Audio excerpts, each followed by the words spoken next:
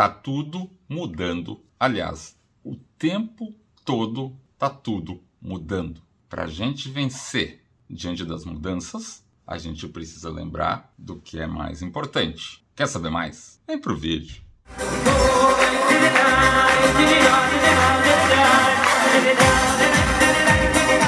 Shalom, sou Israel Tvorek. Esta é a porção semanal, a Parashá Shavua Vaigash. Vaigash significa se aproximou. Quem se aproximou? Yehudá se aproxima de seu irmão Yosef, em prol da salvação do menor de todos, o Binyamin. O que aconteceu? Yehudá não sabia que Yosef era seu irmão. Yosef estava ali como vice-rei do Egito e seus irmãos não o reconheceram. E no intuito de que eles mostrassem arrependimento pelo erro de terem jogado Yosef no poço e depois vendido como escravo, indo parar no Egito, e por providência divina tudo vira para o bem, Yosef acaba virando o vice-rei do Egito, mas mesmo assim ele fala, puxa, eles fizeram bobagem, pisaram no tomate. Eles precisam mostrar que se arrependeram, porque eles vão, uma hora dessas, ter que prestar contas para o Criador. Olha só, Yosef não está demonstrando qualquer vingança pessoal nisso, porque Yosef, como uma pessoa completamente espiritualizada, ele só via o que Deus quer na história. Então, todo o intuito dele era que os seus irmãos pudessem devolver o seu espírito em paz para o Criador, porque não sobrasse nenhum problema disso. E realmente ele fala para eles, então, vem cá, fica o Binyamin aqui, né, como meu escravo, e vocês podem ir embora. E nessa hora o Yehudá se levanta e não se intimida e fala até asperamente com o vice-rei do Egito. Olha, tu pode ser o rei do tomate, da carne seca, sei lá eu, cara, mas o fato é o seguinte, esse daqui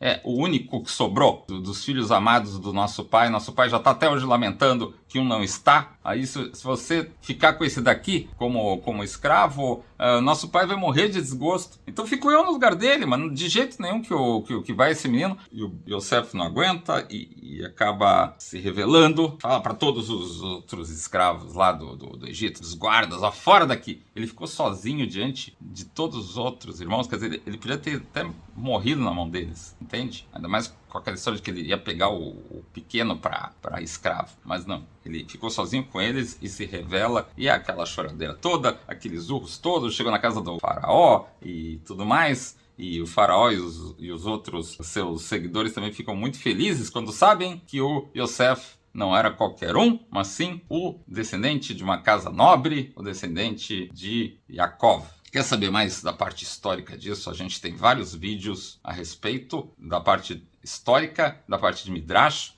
que estão aí no link da descrição. Esse é talvez um dos momentos mais emocionantes que tem no Egito. O reencontro de Yosef com seus irmãos, a hora que ele traz o pai Jacó com todo o luxo e honras para o Egito. O pai lamenta de ter que sair da Terra Santa. O Criador aparece para Jacó e falou, vai que é o caminho que eu estou orientando. E Yosef se reencontra com o pai, abraça o pai, mas o pai está fazendo Shema Israel naquele momento, a oração de declaração de fé principal do judaísmo, do monoteísmo. E a partir daí já nasce um pouquinho antes de chegarem no Egito, né? Está chegando e nasce Yocheved. Yocheved seria então o número 70, e com 70 almas os hebreus descem ao Egito, e esse é um sinal de que 70 nações poderão ser abençoadas a partir desses 70 com que nós nascemos lá. Ou seja, que a transformação do mundo estava começando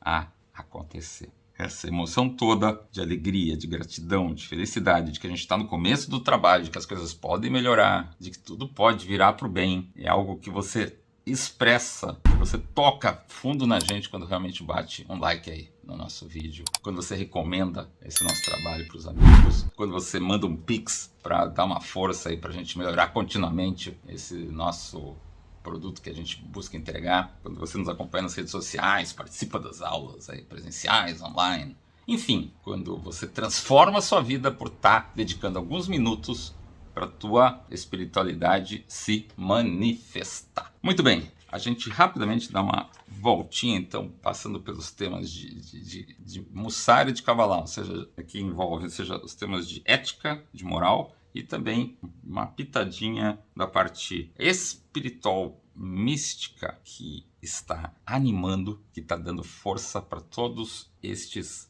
eventos descritos aqui na Paraxá e que tem utilidade imediata para a tua vida. Então vamos nessa. Primeiro de tudo, a gente estava falando, as coisas estão mudando, a mudança é característica da vida, nenhum dia igual ao outro, uma hora não é igual a outra, a gente não é o mesmo, o mundo não é o mesmo, tá tudo mudando, cara. É característica da vida. E como é que a gente pode ser efetivo? Como é que a gente pode proteger a nossa integridade, a nossa serenidade? A gente precisa saber o que está em jogo, o que é o principal, por quem que nós estamos na luta. Então, o Yehudá consegue ter essa coragem de enfrentar o vice-rei do Egito e dar a cara a tapa. Por quê? Porque ele não está fazendo isso pelo seu próprio ego, ele está fazendo isso para ajudar alguém.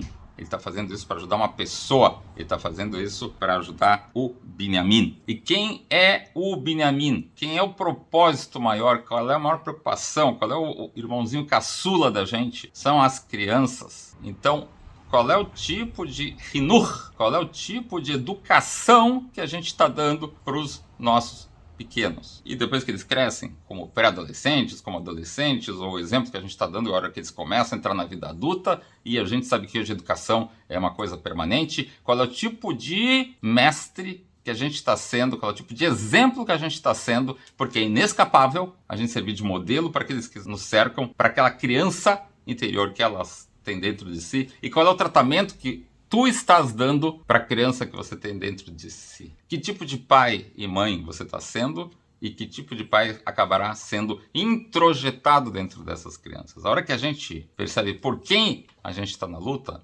aqueles poucos minutos que você tenha, e se você tem mais condições na vida, se você consegue construir melhores condições na vida, as horas que você tem de convívio, de qualidade, as férias que você consegue ter de convívio com a tua família, especialmente com as crianças, o que você vai fazer a respeito? Assim como Yehudá não tenha o menor receio de encarar o rei do Egito, se necessário, porque o Egito o que quer? Limitações, frieza, é indiferença, é materialismo, é egoísmo. Não, esse não é o melhor propósito. E se a gente quer proteger a nossa integridade diante dessas mudanças que são a constante na vida, a gente precisa ser mais vivo ainda que a vida, a gente precisa estar com a Torá, porque a Torá é Tzchaim I, quer dizer, está na própria Torá esse trecho, a gente vê que é a árvore da vida, a gente vê que a gente está tocando na vida que se relaciona antes da gente nascer com a vida durante a nossa estadia provisória nesse mundo, como é mencionado por Jacó nessa paraxá, quando o faraó lhe pergunta qual é essa idade, ele fala, estou aqui provisoriamente no mundo por 130 anos. E em que grau que eu realmente servi ao Criador? Em que grau que eu tive realmente alegria? Né? Essa é a grande pergunta dele, porque a gente serve ao Criador quando a gente demonstra alegria de viver. Olha a vitalidade dele, aos 130 anos ainda consegue fazer essa inquietação. Então, dessa maneira, a gente não vai ter menor delonga em colocar todo o empenho para agir de maneira vigorosa em benefício das nossas crianças. Pense nisso e tome uma pequena atitude de diferença nesse sentido. Dizem os nossos sábios, dizem os nossos rebes que todo mundo deveria passar pelo menos uns 10 minutos por dia dando uma meditada sobre como ajudar, como melhorar, e não só meditada, como também como isso trazer a ação para a melhoria do Hinur, da educação judaica, do que a gente pode fazer pela próxima geração. Fica a dica. Outro ponto, Yosef fala o seguinte, Deus me enviou à sua frente para que vocês sobrevivam nessa terra. Ou seja, tu tem em José alguém que mantém a sua própria santidade, mesmo no local da maior impureza possível nesse mundo, e ao mesmo tempo, ele, não só isso, ele ainda consegue fazer crescer a santidade, mesmo no lugar desses, porque ele influencia os demais. Então, nisso fica a dica. Como é Deus que nos conduz o tempo todo, quando a gente lembra que a gente está com Ele o tempo todo, Ele obviamente nos dá forças para a gente poder proteger os nossos melhores propósitos, proteger a nossa alegria de viver, a nossa integridade, a nossa poker face, aquele rosto de poker, aquela capacidade de estar sereno para poder pensar e escolher o melhor rumo. E ao mesmo tempo, com isso a gente influencia o mundo inteiro e viver com júbilo, com alegria, com santidade. Sempre dá para a gente avançar um pouquinho mais nesse sentido. Anota no papel o que eu posso realmente fazer de diferente. Fazendo sempre a mesma coisa, a gente sempre vai ter resultados similares. Faz sempre a mesma coisa, tem sempre o mesmo resultado. O que eu posso fazer diferente nesse novo ciclo que começa agora? Bota Deus na jogada. Fica a dica. Terceiro ponto aí. O propósito do exílio no Egito é qual? Que o povo hebreu tivesse no Egito a oportunidade de levantar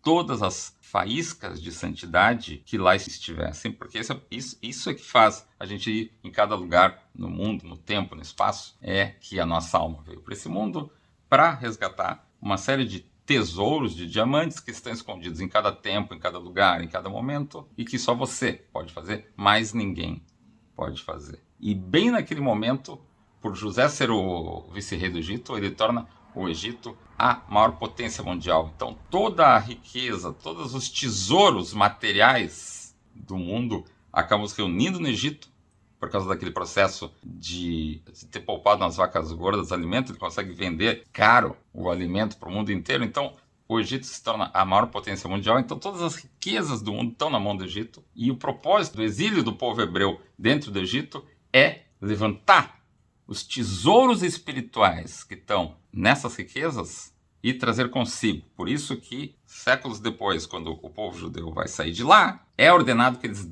tirem do Egito toda a riqueza e levem isso. Para quê? Para a construção do templo em Jerusalém, para o local onde, desde então, nós, por termos recebido a revelação do Criador do Monte Sinai, por termos recebido o mapa, a Torá, o mapa pelo qual o universo é criado, a gente vai poder consertar, vai poder ajeitar, vai poder fazer com que tudo na vida seja pleno de sentido, pleno de propósito, e que a abundância material, de saúde, de riqueza, de entusiasmo, da alegria de viver, seja completamente revelada como o grande propósito da nossa vida. Ou seja, a gente agirá ao exemplo do Criador como grandes doadores. O que eu estou fazendo hoje para me tornar uma pessoa necessária, uma pessoa doadora? Anota isso, pense nisso e vamos para frente. Como a gente disse, Yaakov lamenta que está saindo da situação de Terra Santa, indo para o exílio. E aí é que está a grande, talvez, chave para a gente poder vencer tempos que seriam amedrontadores, tempos que seriam difíceis. A grande chave está em quê? Está na gente se lembrar que justamente o fato de você estar com pesar por se sentir no exílio, por você sentir que o mundo que está em volta não é bem aquele que você queria, é justamente daí que surge dessa noção de que as coisas podem ser melhores, as coisas podem realmente atingir seu melhor potencial, mas ainda isso não se manifestou. É daí que sai, dessa inquietação, é que a gente vai ver como realmente esses diamantes, essa energia toda está ao nosso dispor para a gente poder fazer a nossa parte para isso acontecer. Deus vai te ajudar. Fica muito confiante nisso, porque Ele confia na gente. Pense nisso. Vamos juntos. A gente agora fala um pouquinho do poder feminino. Enquanto Yocheved não nasceu, não se tinha 70. Se não tinha 70 que chegaram lá, não dava para começar essa transformação. Porque, olha só que interessante, né? A mulher é o ápice da criação. Toda a criação tem como ápice um ser que é similar ao Criador, pois consegue gerar a vida dentro de si. E o Yocheved guardava dentro de si a semente também para que viesse a própria salvação do Egito, né? Moshe Rabbeinu e tudo mais. Ou seja, na mulher está todo o potencial para que, se o homem, por um lado, ele é assertivo, ele tem uma natureza assertiva, porque há mulheres muito assertivas e tal, não estou falando da questão espiritual da coisa. Se do homem se espera que ele seja mais agressivo, aquela coisa como a gente vê o Yehudá sendo, da mulher a gente vê o braço direito. O homem ele vai com o braço esquerdo, a mulher com o braço direito, e isso gera um abraço muito forte que nos une profundamente ao semelhante a outra pessoa. É a hora que a mulher vem para a história que a gente repara como é das responsabilidades que as mulheres têm, que nós realmente conseguiremos, dependeremos, nos realizaremos para receber a santidade aqui nesse mundo, porque a mulher, ela tem em suas mãos a segurança e o calor espiritual do lar, que é representado, exemplificado pelas velas de Shabat. A mulher cuida do alimento, da kashrut, de uma alimentação adequada, e principalmente a mulher cuida da paz matrimonial, né? Ela santifica a vida matrimonial. A partir de lares estruturados, a gente gera crianças estruturadas, a gente já começa a ter um caminho de pais e mães tranquilos, a quem as crianças podem recorrer no presente e, quando crescerem, poderão ter dentro de si, como os estruturando para que possam ter essa integridade, essa serenidade protegidas para fazer acontecer desde já a melhoria do mundo. Então, é uma gratidão enorme às mulheres e dever nosso de prestar essa gratidão e rezar que Deus realmente proteja a Kedushá toda confiada às mulheres, especialmente do nosso povo e o exemplo que dão para a humanidade. E claro, o esposo, a sua esposa, o filho, a sua mãe, as nossas irmãs, e assim vai. Enfim, vai adiar ser cavalheiro até quando? Começa agora. Qual é o seu próximo gesto? Vamos para frente. Yaakov faz justamente Eudá, aquele que não hesita em enfrentar Yosef, e logo para a terra de Goshen abrir uma escola e se dedicar com foco total para a formação da nova geração. Que, como a gente viu, é o grande propósito. Por quem que a gente está fazendo a luta toda? Pela próxima geração, pela continuidade do crescimento, da mentalidade de prosperidade, do que realmente modifica o mundo. E é interessante que Yaakov diz para quem cuidar disso, o Eudá. Eudá, você vai ficar com foco total nisso de estudar Torá. Yosef, vice-rei do Egito, não poderia ter sido encarregado disso? Não. Yosef tinha uma missão de lidar com as questões de negócios, as questões mundanas. Claro, a maioria de nós hoje em dia precisa se subdividir em várias tarefas, mas é muito, muito, muito importante a gente proteger demais aqueles que estão se dedicando integralmente para a educação judaica em cada um dos níveis de idade das fases da vida que as pessoas têm, especialmente das crianças pequenas, dos jovens, dos adolescentes, casais. É muito, muito, muito importante, gente, muito importante. Então, quanto mais a gente dê condições de serenidade, de tranquilidade, para que essas pessoas possam ter foco, a recompensa é diretamente falando lá com o trono, lá daqui do chá. Então, faça alguma coisa nesse sentido.